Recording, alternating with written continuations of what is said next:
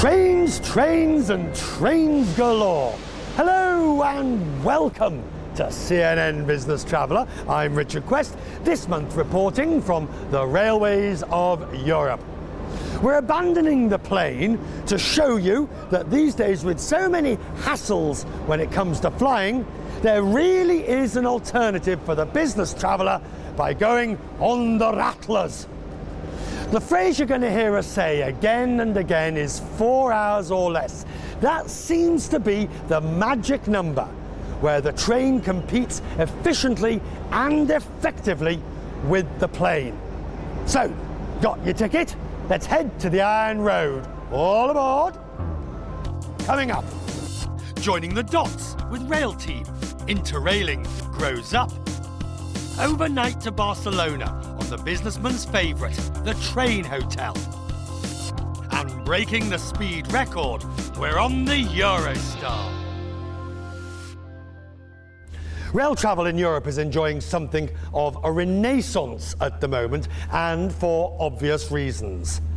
Security delays, air traffic control problems, overcrowded planes and airports. It seems sometimes we'll do just about anything to avoid taking the plane. Very often driving isn't practical for either reasons of distance or simply the roads are jam-packed too. It's not surprising that today we're deciding to let the train take the strain. The railways have always had a romantic image about them. Steam trains, night journeys, and the possibility of that brief encounter. Railways have shaped the landscape we know today. Before the Iron Road, there were no suburbs, no standard time, no seaside resorts. France became the first member of the European High-Speed Club in 1981.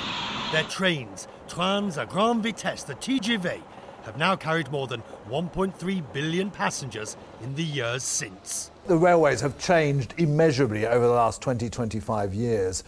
We almost got the idea that they're still pulled by steam engines. And really, most trains these days are modern. They really are completely different, I think, from the image that they have. But the case for New Rail wasn't always that straightforward. They were competing for funds against the motorways.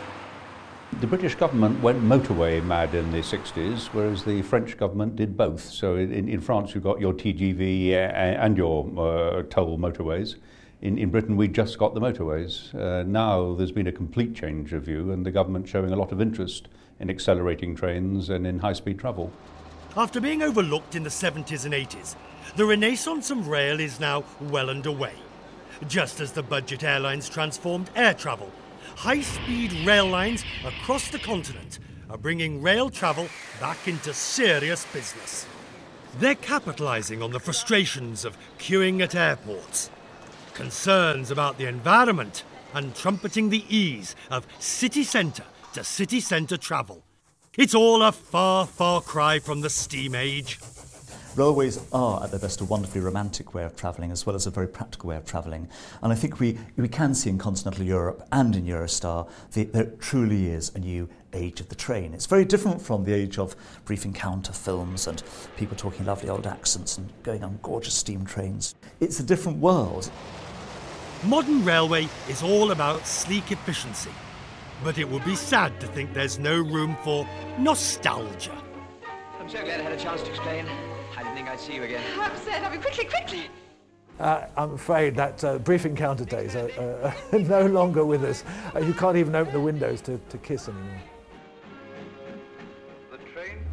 All too often, the argument of the train versus the plane comes down to the simple mathematics of the time it takes to make the actual journey.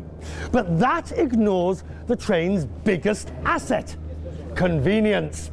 I'm about to board the Train Hotel from Paris to Barcelona.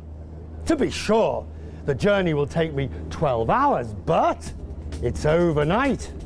The Ellipsis Train Hotel has been running its sleeper service since 1974.